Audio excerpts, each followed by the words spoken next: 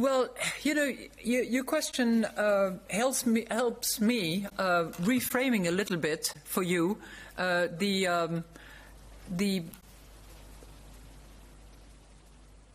cost-benefit, and I was tempted to say the benefit-cost because there are a lot more benefits than cost of our PEPP. First of all, I would observe that the PEPP has already demonstrated that it is a very successful programme. It has prevented, when we used it, actually very shortly after we announced it on the 18th of March, it has prevented the downward spirals in financial markets and reduced any tail risks at the time, without which we would have been in a seriously different situation in terms of both growth and inflation outlook.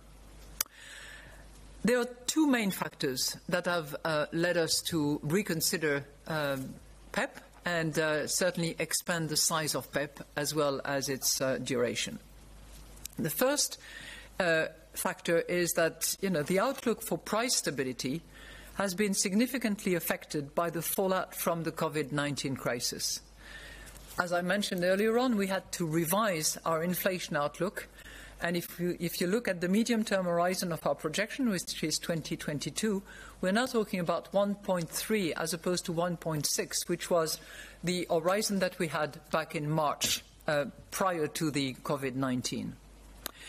Second factor that has also led us to reconsider PEPP and to increase its size and extend its timing is that financial conditions for the euro area as a whole are significantly tighter today, as measured by average sovereign yields and broader metrics of financial tightness, in a situation where the economy needs easier conditions to achieve price stability. So in that context, we judged that it was necessary to increase the size. And I can assure you that there was a unanimous view in the Governing Council that action had to be taken.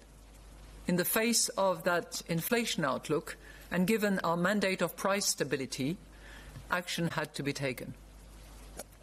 So we decided to increase the size of PEPP in order to, number one, ease aggregate financial conditions, number two, safeguard the transmission of our monetary policy to all asset classes and jurisdictions thanks to one particular aspect of PEPP, which is its flexibility in conducting our purchases, and three, help us back to what I would call the pre-COVID inflation path. So that justified fully the expansion of PEPP by the amount that I have mentioned, which is 600 billion euros. Why did we extend the horizon to June of 2021? It's certainly because we have a sense that by then inflation hopefully will start kicking in again, and we will have a better visibility of the situation at that point in time. It's also coherent with a lot of our other monetary policy tools, those that we have either determined in March or fine-tuned and improved at our last April Monetary Policy Governing Council meeting. So in terms of reinvestment that we have agreed to push at least until the end of 2022, we have determined that because it helps ensure that financial conditions remained sufficiently supportive over a possibly very protracted recovery phase. And it also reflects the nature of PEPP, which is different from the PSPP.